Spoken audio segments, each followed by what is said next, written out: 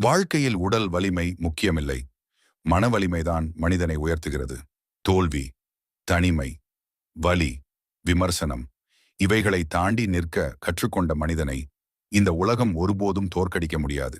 நெறிமுறையுடன், மன வலிமையுடன் வாழ கற்றுக்கொள்ளுங்கள். இப்போது நெறிமுறையுடன் வலிமையாக இருப்பது எப்படி என்று பார்ப்போம். தனிமை என்பது பலவீனம் அல்ல, அது உன்னை நீ அறிந்து கொள்வதற்கான நேரம். உலகம் விலகும்போது கூட உன் மனம் உன்னுடன் இருக்க கற்றுக்கொள். தனியாக நடக்க தெரிந்தவர்கள்தான் வாழ்க்கையில் வலிமையாக நிற்பார்கள். கடந்த காலம் ஒரு பாடம் மட்டும், அதை சுமந்து வாழ வேண்டிய தண்டனை அல்ல. நடந்ததை மாற்ற முடியாது, ஆனால் வரப்போகும் வாழ்க்கையை மாற்ற முடியும். முன்னேறு, ஏனெனில் உன் எதிர்காலம் இன்னும் எழுதப்படவில்லை. முதல் தோல்வி உன் முடிவு அல்ல, அது உன்னை வலிமையாக்கும் முதல் சோதனை. விழுந்தாலும் எழு, கைவிட்டால்தான் உண்மையான தோல்வி. மீண்டும் முயற்சி செய், ஒரு நாள் அந்த மலை கூட உனக்கு முன் தலைகுனியும். மற்றவர்களின் வார்த்தைகள் உன் மன அமைதியை தீர்மானிக்க விடாதே. அவர்கள் பேசுவார்கள், அது அவர்களின் இயல்பு. ஆனால் அமைதியாக முன்னேறுவது, அதுதான் உன் வலிமை. உன் உணர்வுகளின் கட்டுப்பாடு உன் கையில் இருக்க வேண்டும்.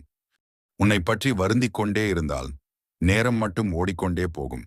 வலி இருக்கலாம், ஆனால் அதில் சிக்கிக் கொள்ளாதே. எழுந்து நில், உன் வாழ்க்கையை மாற்ற ஆரம்பி. ஏனெனில் உன்னை காப்பாற்ற வரப்போகும் மனிதன் நீயே. எல்லாவற்றையும் கட்டுப்படுத்த முடியாது.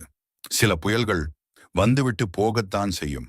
மாறாத விஷயங்களில் ஆற்றலை வீணாக்காதே. உன் கவனத்தை உன் வளர்ச்சியில் செலவு செய். அமைதியாக முன்னேறும் மனிதனை எந்த புயலும் நிறுத்த முடியாது.